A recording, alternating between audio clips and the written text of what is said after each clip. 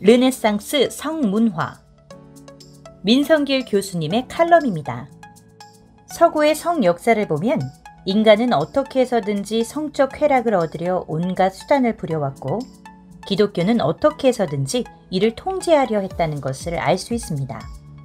그런 의미에서 볼 때 14세기의 중세가 끝나면서 시작된 르네상스는 성에서도 르네상스였습니다. 중세의 기독교 성문화에서 혁명이 일어난 셈이었습니다. 르네상스 지식인들은 인간의 몸과 관능과 감정을 재발견하고 휴머니즘의 이름으로 또는 예술의 이름으로 로맨틱한, 그러나 실제로는 에로티시즘을 예찬하였습니다. 기독교 이전에 숭배되고 즐겨졌던 그리스 신들의 섹스 이야기들과 나체가 회화와 조각으로 화려하게 다시 등장하였습니다.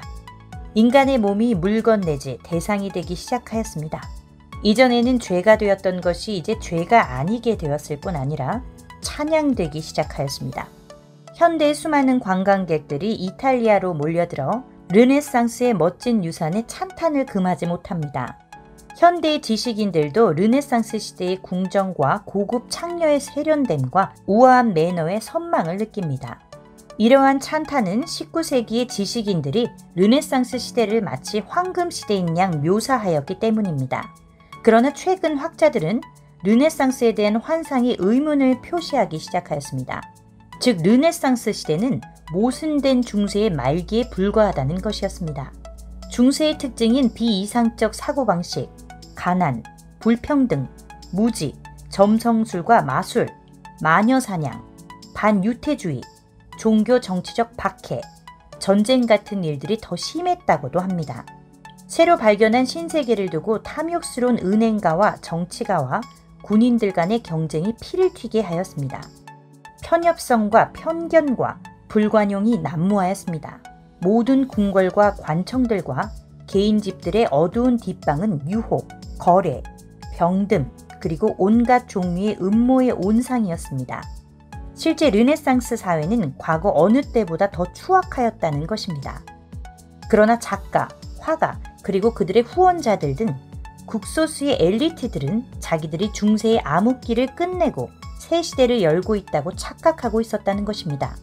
성문화에서도 마찬가지였습니다.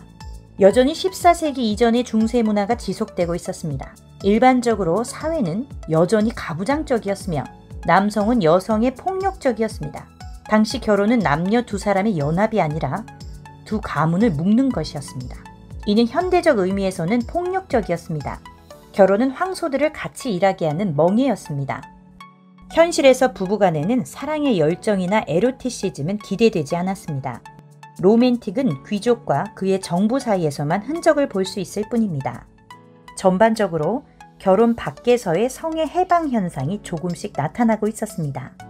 당시 부와 여유를 즐기라는 교훈이 유행하였는데, 이는 부자나 권력을 가진 남자들이 자유로운 성을 통해 기쁨을 얻을 수 있다고 유혹하는 말이었습니다.